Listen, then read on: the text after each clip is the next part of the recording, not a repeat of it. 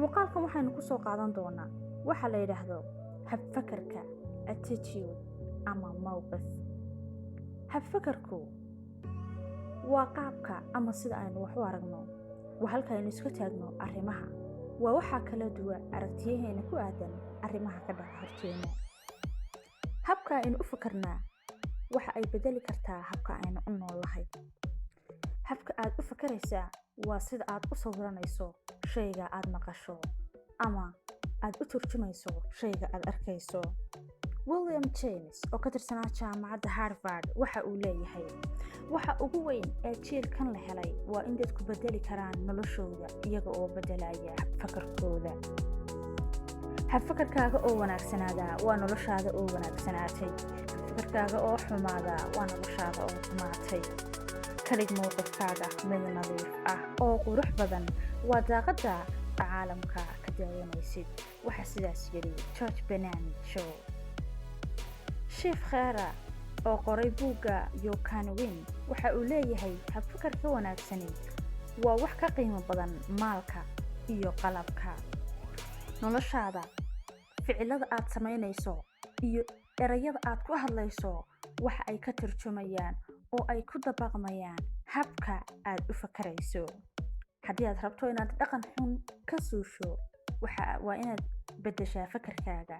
haddii aad rabto inaad dhaqan wanaagsan barto naftaada waa in habkaad u fakarayso aad wax ka bedeshaa. aqoonyahankii Charles Publiston waxa uu leeyahay inagu ma xakamayn karno duruufaha dhacaya, waxaase aan xukumi karnaa hab fakarkeena.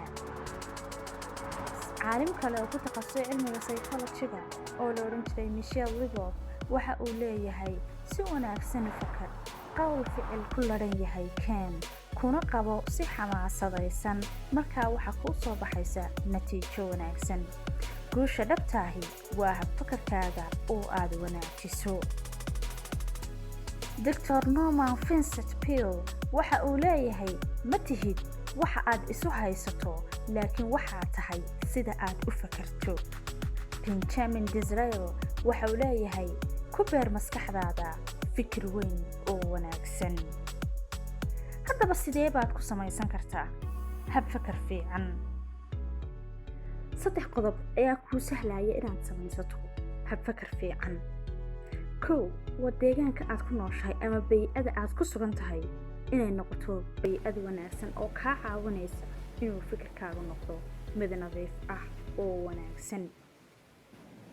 deegaankaas wuxuu ka kooban yahay gurigaaga, goobta aad wax ka baranayso, goobtaad ka shaqaynayso, nooca warbaahinta ama wararka ah ee aad daawanayso, telefishan, wargeys, jaraa'id, idaacad, filim, riwaayad, dhaqanka, habka aad dadka ula dhaqmayso, diinta, sida aad ku tahay ama aad ugu xidhan tahay diintaada ee ay u dhisan tahay caqiidadaadu, caadooyinkaada, in aanad la qabsanin oo aanad qabatimin caadooyinka xunxun ee aad taa beddelkeeda caadooyin wanaagsan aad qabatinto.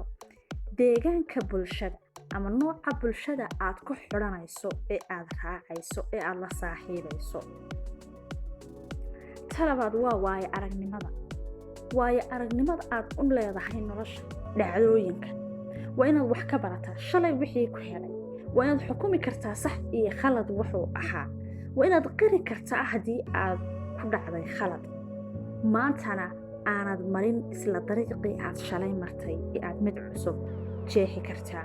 kaasi wuxuu kaa caawinayaa inaad hab fakar wanaagsan maanta samaysato oo aanad khaladkii shalay mar labaad ku dhicin. iyo inaad markaad xukumayso shay ama qof aad eegayso waayo aragnimadii hore ee aad u lahayd ciddaas. qodobka 3aad waa waxbarashada learning. waa inaad mar kastaba ahaataa lifelong learner ama qof si joogto ah nolosha wax uga baranaya. barashadu maaha keliya inaad kala soo xaadirto adoo buug iyo qalin sita. waa inaad dhacdooyinka maalinlaha ah ee ku soo mara iyo dadka dhaqamadooda ku soo mara, meelaha aad tegayso ee cusub, cidda aad la kulmayso, waxaasoo dhan waa inaad casharro nololeed ka kororsataa. mar kastaba aad tahay qof u diyaar ah inuu wax cusub barto, inuu wax baaro oo wax daraaseeyo, in waxa uu kalaasyada ku dhigtay wax ka baxsan oo cilmi ah uu helo oo ogaado. marka aad habfakarkaaga dhisto oo aad kor u qaado waxa kordhaya wax soo saarkaaga, waayo waxa ku galaya tamar cusub. waxaad garanaysaa habkaad uga faa'iidaysan lahayd waxyaabaha potentialska ah ama kugu kaydsan ee awoodaha ah iyo waqtigaaga. waxaad baranaysaa oo ku dhiiranaysaa wada shaqaynta. markasta oo qofku uu kobco waxa uu bartaa inuu la shaqayn karo oo la tacaamuli karo dadka. waxa kuu fududaanaya inaad xalliso dhibaatooyinka. waxa laga yaabaa inaanad rabshad badan isku ridin haddii ay caqabadi ku soo wajahdo, haddii habfakarkaagu wanaagsan yahay ee aad kaliya baadho sidii aad xalka u habboon u heli lahayd. waxa aad dareemaysaa farxad, waayo waxa aad dareemaysaa inaad adigu si buuxda noloshaada u maamulaysid oo aanay noloshu iyadu ku maamulaynin. waxa aad la imanaysaa daacadnimo iyo kalsooni naftaada aad ku qabto, waxaana kaa yaraanaya warwarka iyo isku buuqa.